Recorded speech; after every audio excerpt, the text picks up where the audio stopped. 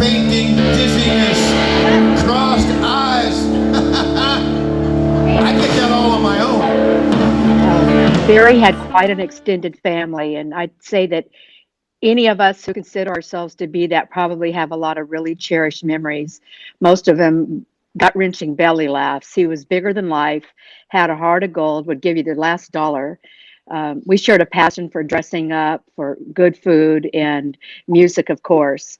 We would scour all the vintage shops and go looking for his show jackets. And the people who know him know he had quite a collection. And then we'd go out and get some food and come home and pretend that we had a cooking show. We'd crack ourselves up. We thought we were the funniest people on earth. I still think so.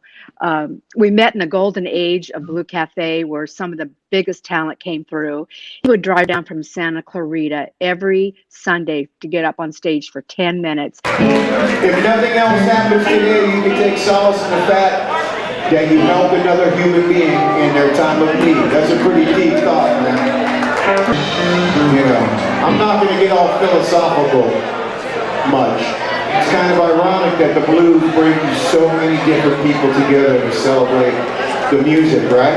Yeah, man, you know what I'm talking about. Then we look past all the differences and we find the common similarities in us, and shit, you find out you're having a good time when all the cloud and fog gets vented out of your head, man. Barry G had a heart of gold. I don't know anybody could say anything bad about that guy. He was just a sweetheart of a human being. He was a fine harmonica player, and he loved all the other harmonica players, and he loved to MC, and he loved to organize, and he loved to participate, and he just, you know, he was one of the kindest, sweetest people I've ever met. And you know, he came to this big harp show that we had called Amanda's Roller Coaster, and we really hung out, you know, for the 3 days of this harmonica event. And he had the funniest thing to say. He goes, "Bob, I love your records. I love the way you play harmonica. I love your club, and I want my hair back when you're done with it." Because he was one of the, he was a shaved dome guy, you know. You know, and that's what Max was, man. He was all of that. He was prickly and rough and really easy to get along with once you got past all that. And he didn't let everybody in, man, you know. But those that got in, yeah, you know. So we are Max's extended family. Yep. You know, and as long as we think about him, it's not going to be gone. It's just not going to be in the same room with us. Okay. And if you can't tell by now, this is where the debauchery starts. Right here, right now. We ready to cause some ruckus and move too long? Go ahead, do your thing, man. Come on, come on. Come on, Mama, come on. I'm going to tell you one short story. One short one. I was on the blues cruise with James Harmon. And on the third day, if you haven't been on a blues cruise, on the third day, they bring all the musicians that are on the boat to the Lido deck, and everybody sits out in a big horseshoe with their tables. I still want your hat. And you get a poster. You take that poster, you go from table to table to table to table, and you get everybody to sign it. So I come out on the Lido deck, I see James, he's like, "Come here, man, sit down." The next poster that comes over, "I want you to sign it, Little Barry G." I go, "All right, James." I do about 3 posters. This guy is almost falling out of the seat laughing. I go, "James, why are you laughing, man?" And he's like, "Well, Barry G, I want you to picture this. These people are going to go home to Iowa and Wisconsin and Montana. They're going to unroll that poster, put it in a frame, and they're going to say, 'Hey, look, Kim Wilson, Taj Mahal, Finest Tasby, Lazy Lester, James Harmon, who the fuck is Little Barry G?'" But that boy surrounded himself with people that were bigger and greater than him, and he became one of the greats. I was glad to see that in the end he had been reunited with his brother Marshall and his niece Harley, and even his first love. He had created a beautiful environment, so when he came home at night, it was very zen. The airport is a very cool place. You know, it's funny, bikers, musicians, pilots, it's all about the same thing. It's the love of. It's the love of riding. It's the love of playing music. It's the love of flying. And again, for the youngsters in the crowd, if you're looking for something to do Engineering is a great way to get a full head of education, get to a place where you can fly in things you like, and get paid to do it. That's a pretty good deal. Now, if I would have known that at 20, I wouldn't have spent all the time looking at the other stuff. So I did the research and development for all of you. I'm here to tell you, wrap your head around this. We need science, we need engineers, we need people like you. We also need some really good blues musicians. So if you can fly and play blues, you can fly yourself to your own gigs. Go back and see Janie Envelt at the merch booth. Pick up some tickets, get your hand deep in this, and bring some of that cool stuff home. We have a ton of music for you today. It's just going to be a 5-star music day. We want to thank you for coming out and being here, part of the Gas Lamp. Right? I mean, it's going to be, yeah. Blues you can use, okay? Music you can see. You know what I'm talking about. Oh, by the way, if you're not here. I knew Barry well. I think in my heart, I saved the best for last with Barry G. He can make a fest out of anything.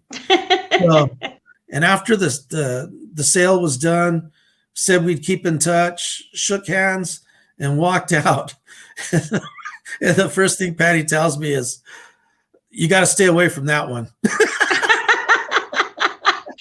So I wanted to also ask you about Barry G. Oh, Barry G. The funniest stories are by him on the tour. He'd have us laughing so hard we couldn't stop laughing. Shut up! I'll tell him. But Barry G was always there. If I needed him, he was there, and if he needed me, I was there for him too.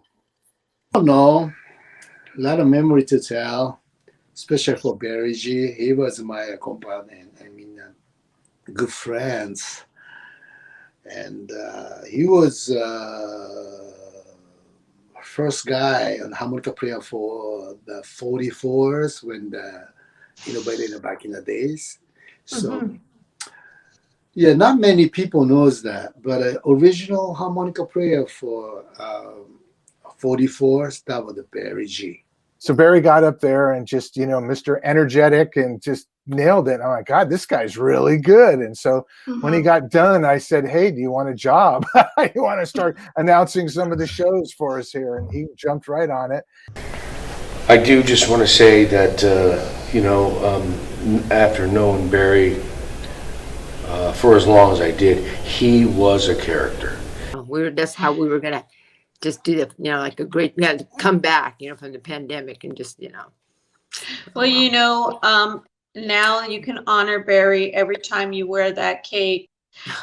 A part of him will be with you as you light up the room. He'll be lighting up the room too. Yeah. He's a blessing in my life. That's all I can say. I was very blessed to have him in my life.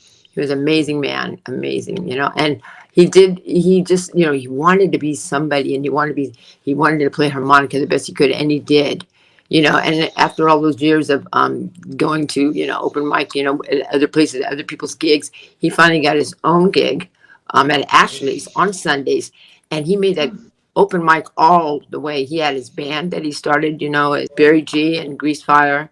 He had that for like 9 years. But he had just so many musicians coming off the street, just going to Ashley's on Sunday, opening it up, and just all kinds of people we never even knew. There's all this talent that came through, and he was so good about that. When something went good for him, he shared it. He did, and so we're all blessed to know him. He made everybody happy. He really did. He was a great guy. He was a blessing. That's all I can say. But this guy was. He was just a true brother, and he just, he let you know that he loved you. What can you say? And, I didn't deserve his adulation the way he gave it to me. I just felt like, here's a guy that went out of his way to just let me know that he was in my corner. And that was how he lived his life that way, was in complete support of others. And how do you not love a guy like that? He made you feel good about yourself. Like what you were doing was worth it. You know what I mean? It meant something. And that's what he always said,